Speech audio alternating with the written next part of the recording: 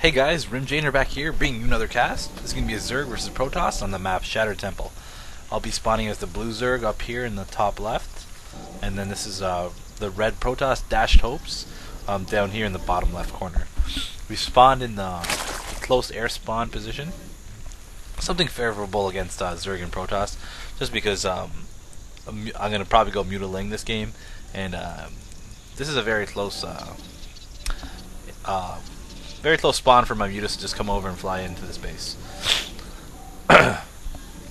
Alright, just so you know, in the Shattered Temple ladder map, your opponent is only there is no close spawn, so if I am spawning here, you don't have to worry about scouting this base. Your opponent is only going to spawn in either this base or this base, so no close spawns.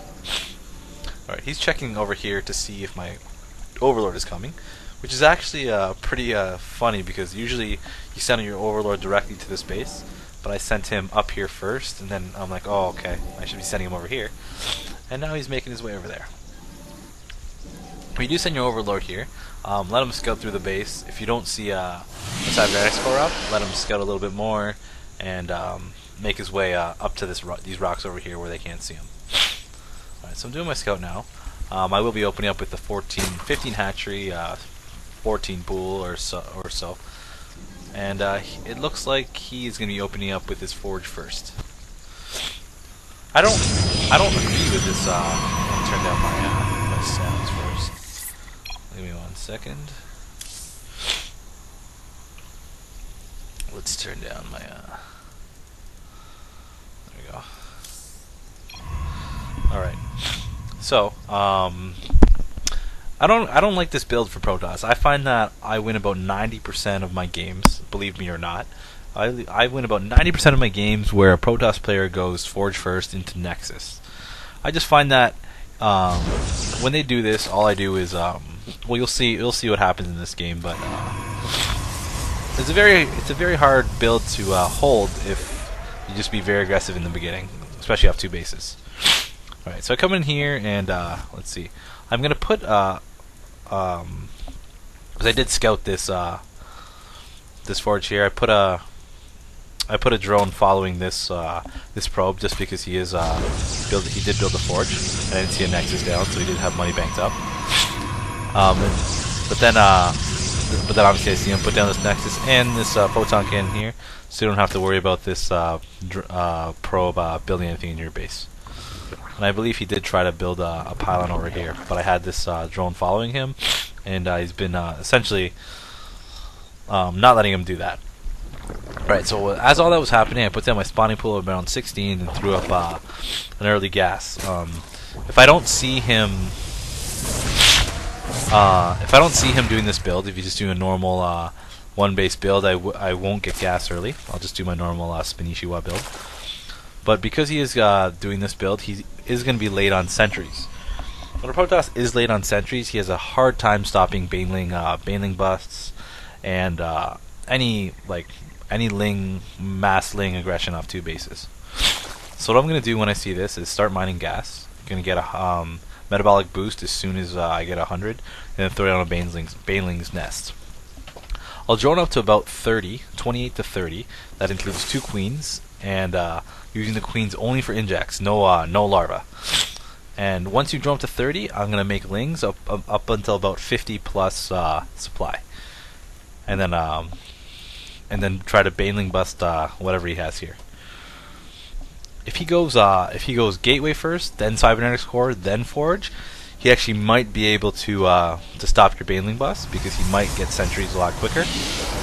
But then you could send out your first set of lings, and you can send out maybe 8 lings and possibly stop him. Alright, so I did my first inject, and I will be making lings now. Let's check my production. First, let's check our incomes. Tied in the harvesters tab, but I am cutting my harvesters. And now let's check productions. Got my overlords coming out, and my baneling's nest going down. I will make as many banelings as I can with the gas that I have. So make sure you hide the Zergling. You definitely don't want him to see. Grab this tower. Make sure he doesn't have anything sitting around where you can see what's going on. He has a zealot come out over here, and I believe this zealot is probably on his way to the tower. And my lings are gonna grab it first, and I'm going to see that Zealot coming over here. I'm going to make sure I take him out and not let him see that I'm making more lings. If he sees 10 lings, he's going to know something's coming. So try to keep it to maybe 5 or 6 lings, something small, and you won't expect too much. So as we see here, he's getting his +1 weapons, and he's still droning up. And because he hasn't seen too many lings, he's not too worried. He's not making too many units, as you see here. He's not really making any units to really defend this, or any more cannons, or anything like that. But I am sending lings in. If you look at my production, 16 more lings on the way. Army, 2,100. Let's see. I have 44 lings and banelings included. So that's quite a bit. And check the production again. And he's making his first sentry. As you see, the timing here is going to be very, very for sentries. Even if he does block this, he's only going to have 1 sentry. And I'm going to be coming in with all these banelings, with all the gas I have, and I'm still making more banelings back here, and sending more lings. I'm going to go for the building closest to the ramp. I didn't take it out. I'm going to come here with my lings and finish it off. Has 1 health. He's going to get his 1 force field in there. So now I'm going to keep making banelings, and I'm going to keep pushing up against this force field, just because I don't want this probe to be able to build a building there as soon as that push is done. So I'm going to come in here, and I got 2 banelings here. This is where I get kind of lucky. As you can see, he got all of his probes up, and I killed them all with those 2 banelings. I'm sorry, excuse me. So I'm going to come up here and then finish off what I can, and then kill his hatchery. He's going to come down here and save as many drones as he can, probes as he can. As we can see here, he saved quite a few harvesters. 27 over 30. You got to realize I cut my harvester count a little while ago, and I'm on 2 bases, and now he's only on 1. So he is going to be very behind shortly once I start droning up again. Alright, so I'm going to just take out what I can up here, finish all these buildings, and make him behind. While we're back at home, I have taken my 3rd, and I'm taking all my gases, and I'm going to start mining all my gases, transitioning into mutas. As you see here, he has a very heavy sentry and zealot army, and obviously he's going to have it's going to be quite a while before he has the stalker count to actually stop a lot of units. Right, so I'm going to come back here and destroy as many drones as I can, probes as I can. And then with this overlord over here, I saw him building that Dark Templar shrine. You can't see this overlord up here because it's on the ridge, as you can see. And from that, I saw him building that Dark Templar shrine. I didn't see him cancel it, but I'm assuming that he's going to make Dark Templars.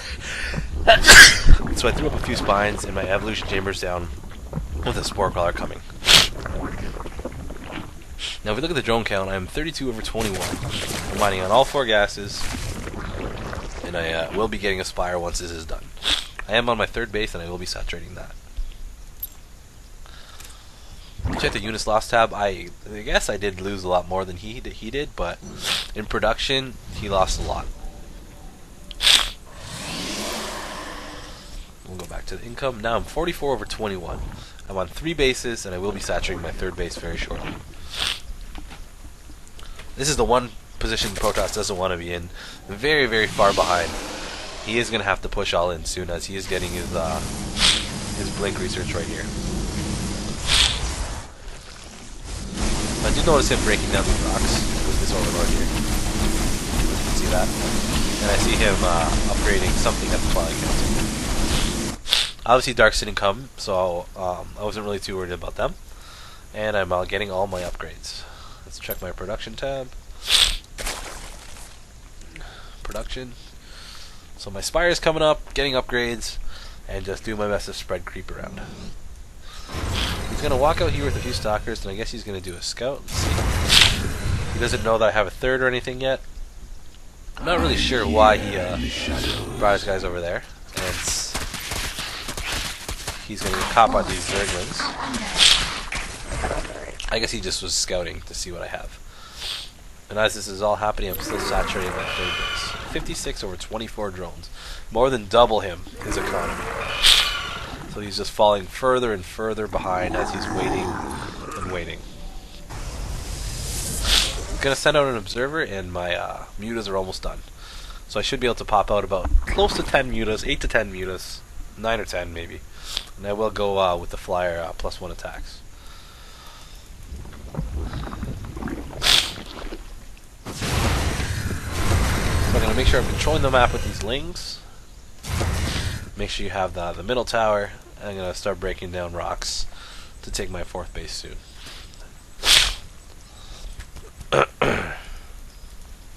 So let's check my production again.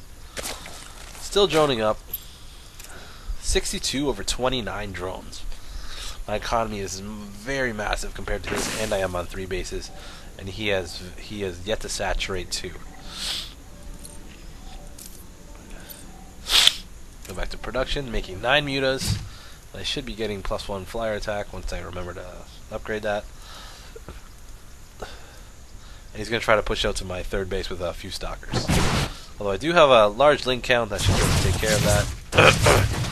I think he's just going to push out to see what I have. And as that's all happening, the one thing to do is when you do have mutas, is you should be countering. You take every possible chance to counter that you can possibly take. His stalker force is on the other side of the map, so I'm going to come in here with my mutas. Come in my mutas and try to get as many worker kills as possible. Come in here, 2 to 3, 4, 5, 6 workers killed there. And I'm going to see all these gateways coming down, knowing that he is going to be attacking soon. Try to kill it out. 2 more, 5 workers killed and only 1 muta lost. It's not a bad exchange. So also, when you are muta harassing, there's things that you want to be doing. Taking out as many workers as you can, and taking out sentries. Sentries are what are gonna hold up, are gonna make his attack stronger. The more sentries he has with more energy, the more force fields he can have, and the more lings he can block out against his army. So what you want to be doing is taking out drones and taking out sentries, and just countering when you can. He pushes halfway through the map. Engage with lings or make him fall back to his base by coming with mutas. So we'll check the income tab again. I have cut my drones. I am on 3 bases, and until I get my 4th base, I won't be building too much more. And I'm opening this up to grab my 5th base. I will see that he does see what I have, and I am just upgrading to level 2 and building up my army now. You can never get too greedy. Don't want to be building, getting too much economy, and you don't really need too many drones. Over 75 drones is definitely more than enough, as your army size will be much smaller. Only time you really need to get this crazy is when he is on 5 bases himself. But as I do know here, he is only on 3 bases, and I'm not too worried about getting more economy. With all my extra cash, I'm getting spine crawlers, moving up these guys over here. So he's going to push out right over here, as my mutas are going to be trying to swoop around here. This is pretty good timing on my part, as my lings are all waiting over here, my mutas are behind him, and I believe I'm going to pull these mutas back when I see him coming and try to sandwich him. Alright, so I'm going to bring in a few roaches with my lings, and he got some pretty good force fields over here, locking all these things up, but my mutas are coming, flanking from the side, and he's going to clean up all these stalkers and basically destroy his army. He's going to GG out of the game and call me a fag. And that's about it. In these kind of battles, I do mix some roaches in, just because zerglings are really good for medium to small size, dealing with medium to small size armies. Once his stalker count gets to close to 20, it's really hard for lings to get enough surface area to kill the stalkers, plus all the blink micro that they can do. So it's good to throw in some roaches there for some extra DPS. And I'll always build a roach warren with roach speed, even though I'm not upgrading any roaches, just to throw them in there. And so yes, that's a game. This is a Masters League game. Both of us are Masters players. Just a little update on my mutiling play in Season 4. And I'm Rim Janer, signing out.